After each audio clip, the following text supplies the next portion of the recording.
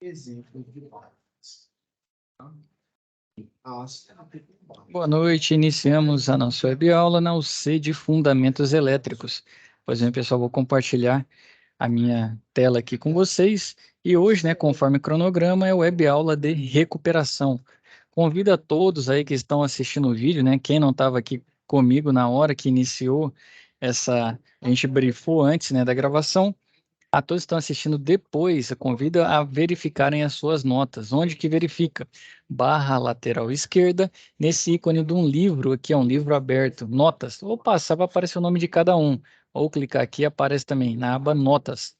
Confira se você tiver nota acima de 60, você está aprovado. Quem não tem nota acima de 60, pode ser por um problema. Qual? Não participou do momento presencial. O momento presencial, como a gente já havia dito, vale 50. O momento presencial vale, né? Vale 51 pontos. Se a média é 60, se você fizer todas as atividades da plataforma que vale 49, não atingirá a média. E se for só o encontro presencial e não fizer atividade, também não atinge a média. Então, quais são os casos que eu vi? Alguns não compareceram ao encontro presencial.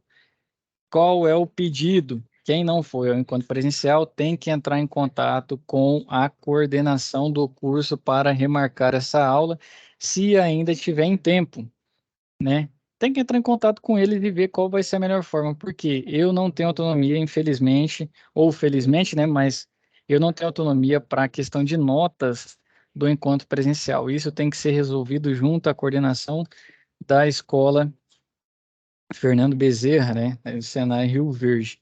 Então, peço que entre em contato com o Ivan, com o Wallace, que eles estarão levando vocês, né, até o ponto correto, indicando a vocês o que deverá ser feito para a questão de recuperação. Então, muitos não têm, né, essa nota do encontro presencial, preciso que resolva com a coordenação. Primeiro ponto. Segundo ponto, tem alguns colegas, poucos, que têm os encontros presenciais, mas não fizeram as SAPs, né? Então, quem não fez SAP tem que fazer o quê? A recuperação. Então, a recuperação vai ser feita para quem não fez SAP e para quem perdeu o encontro presencial, não adianta fazer a recuperação, por quê? Né? Se fez a SAP e não foi ao encontro, você já tem nota de SAP, né? Que é da atividade online. Se você não fez nenhum dos dois, aí o seu caso é mais complicado. Vai ter que fazer. Na verdade, a recuperação aqui nem abre para quem não fez nada. Quem tiver com nota abaixo de 40, nem participa da recuperação, infelizmente. Mas como é o primeiro módulo, eu vou fazer uma exceção aqui, isso não é regra, é exceção porque está todo mundo novo, é a primeira atividade. Eu vou abrir ela, ela tem uma restrição de nota, eu vou abrir ela para todo mundo que queira fazê-la. Então vai ser da mesma forma, 49 pontos aqui na SAP e 51 do encontro presencial para quem não foi. Para quem foi no encontro presencial, é só fazer essa recuperação aqui que vai dar tudo certo, tá bom? Então vamos lá. Eu vou reabrir aqui, ó, vou mudar a configuração para vocês. Data limite da recuperação. Vamos conferir nosso cronograma? Até o dia 24, seria amanhã. Eu vou estender, dar uma benesse até o dia 28, tá? Que é domingo. Então vamos lá, todas as atividades de recuperação vai ter o envio liberado até o dia 28. Vou fazer aqui para todo mundo ver, né? Até as 23h59 e posteriormente eu irei fazer a correção, certo? Opa. E vou tirar a restrição também. Beleza, todo mundo vai ter acesso aí à recuperação, quem tiver com nota baixa. E vou tirar a restrição referente ao questionário também. Questionário aberto até o dia 28. Vou habilitar aqui em vídeo para todo mundo ver que realmente está tendo esse cuidado, né, e um prazo a mais, porque vamos ter alguns colegas, infelizmente, sempre tem alguém que não está atento a isso aqui e fica para depois, né? Então, segue aberto e sem restrição também. Aqui, ó, estou tirando a restrição, todo mundo pode fazê-lo. Fazendo os dois, o questionário e enviando a atividade de recuperação, vocês somam 49 e esse 51 vai ser considerado o que você já foi, né? Quem foi? Quem não foi, faça as SAPs, né? Envie essa SAP de recuperação, envie o questionário e vá, né? Entre em contato com a coordenação, vá à recuperação do encontro presencial e aí você vai ter uma nota de 0 a 51 que eu vou lançar aqui também para valer 100. Tá bom? Como que é feita a recuperação? Qual é a atividade? Olha lá, ó. Vai ter as instruções, né? Tem um descritivo que não é isso e a SAP de recuperação aqui. Deixa eu abri-la. Então, a primeira, leia atentamente a descrição abaixo para o correto preenchimento deste formulário. É um gerador, né, de 220 volts de corrente alternada, fornece no máximo a corrente de pico, né, 47 amperes, e o cabo utilizado para alimentação era um de 2,5. Era responsável por manter funcionando um computador e seu respectivo monitor e consumir em conjunto a corrente eficaz de 4 amperes. Alimenta agora um chuveiro de 5.500 watts e tensão nominal de 220 volts de corrente alternada, 60 Hz, e corrente eficaz de 25 amperes à distância de 50. Muito similar à atividade da SAP do moinho, né? Quem quiser assistir do moinho vai ter uma descrição de como fazê-lo. E a B, né? Alimentação da rede de energia elétrica concessionária, 110, e vai ter um outro caso, né? 110 volts, corrente de pico até 47 amperes, não estava sendo utilizado, o cabo de alimentação era 1,5. Então, se você prestou atenção nas aulas, aqui já tem uma informação importante. E aqui também, né? Quando você conferir na tabela, será que ele suporta essa corrente que está sendo descrita aqui? Né? Já é um ponto para ver. Tensão de 110 não era mais usada, começou a fornecer energia a um aquecedor, porém não se sabia ao certo se ele operava com a tensão correta, já que os dados da placa de identificação estavam ilegíveis. A única informação possível de identificar no aquecedor era a potência de sua resistência, 6.200 watts, com uma corrente de pico de 40 amperes. Então, a corrente oferece a 47 e a corrente de pico 40.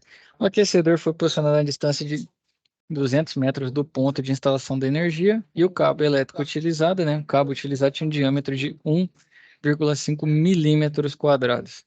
A rede 220 conseguia fornecer uma corrente de pico de até 55 amperes.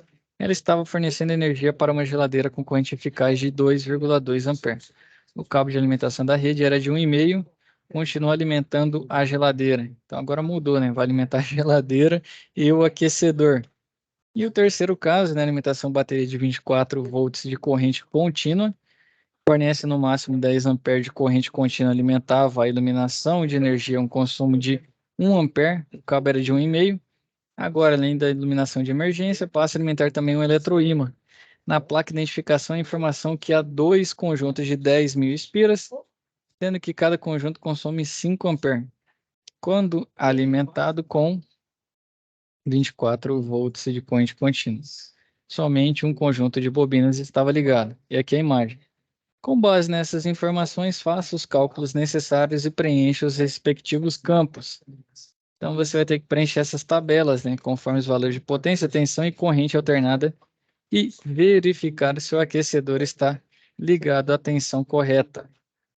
Então, no caso aqui, o gerador, rede 110, rede 220, computador e chuveiro, né, na primeira rede, depois o aquecedor e a geladeira. E aqui embaixo o circuito com bateria, né? Deixa eu só ver o da geladeira aqui. A geladeira tá pegando as duas fases, né? No 110. Ah, não. Tem a rede 220 junto. 110 é a tensão do aquecedor, 220 é da geladeira.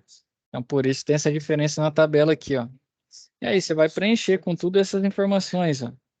A tensão eficaz, tensão de pico, e assim vai. E embaixo, para cada um dos casos. Tem que fazer todas essas contas, isso está no material, isso tem nas web aulas, né? Tem diversos locais aí para fazer essa atividade. Busca aí, como tem até domingo, né? Para quem não fez, busque aí fazê-los, estudar, né? E estudar principalmente. Se você já viu as web aulas, não vai ter tanto mistério. Pegue o livro para complementar alguma coisa que não tenha na web aula, se não teve ainda, né?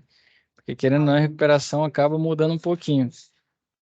E aqui, ó, como o computador e a geladeira estão próximos à fase, para efeito de cálculo, desconsidere a distância. Agora será levado em consideração a distância entre o equipamento e sua respectiva fonte geradora.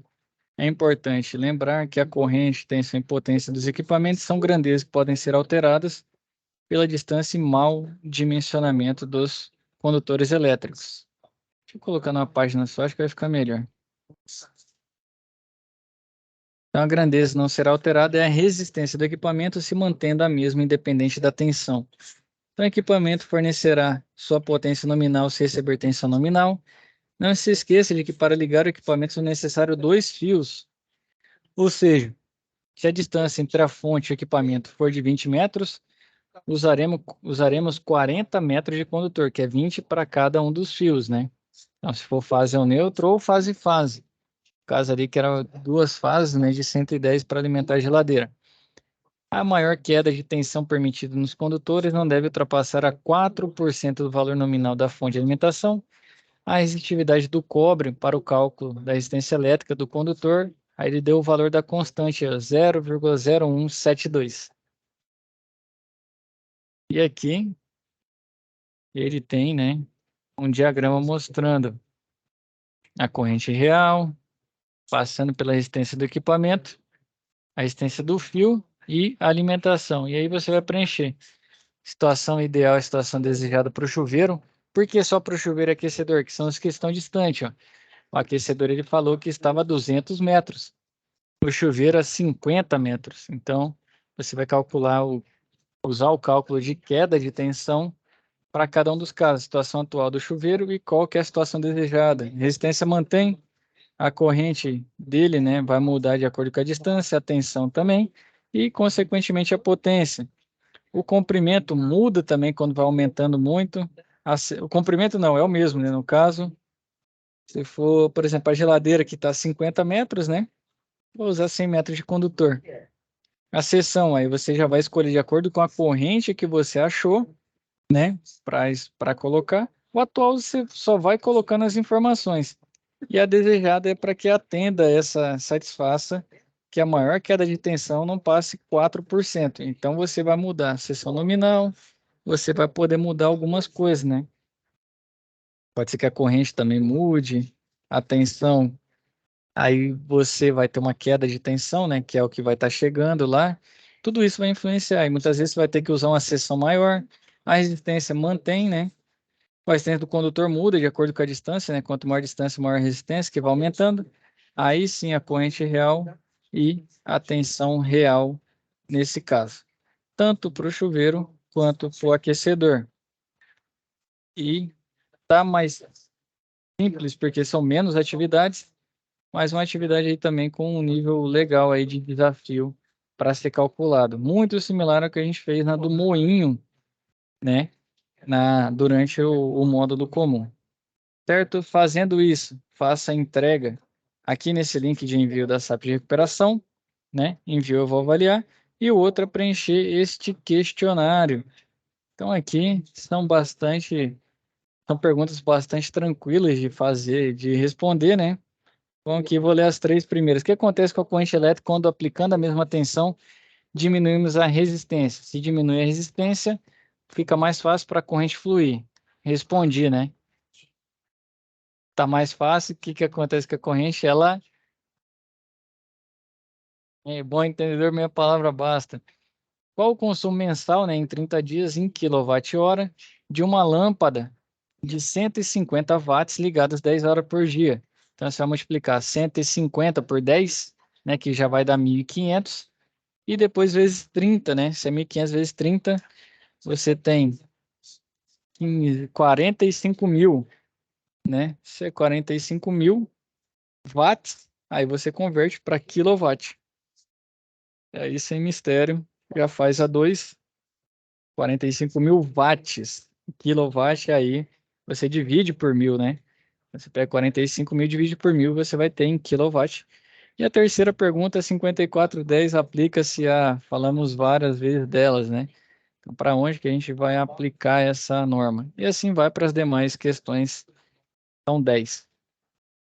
certo? Bastante a ver com o que a gente trabalhou, com a norma e tudo mais.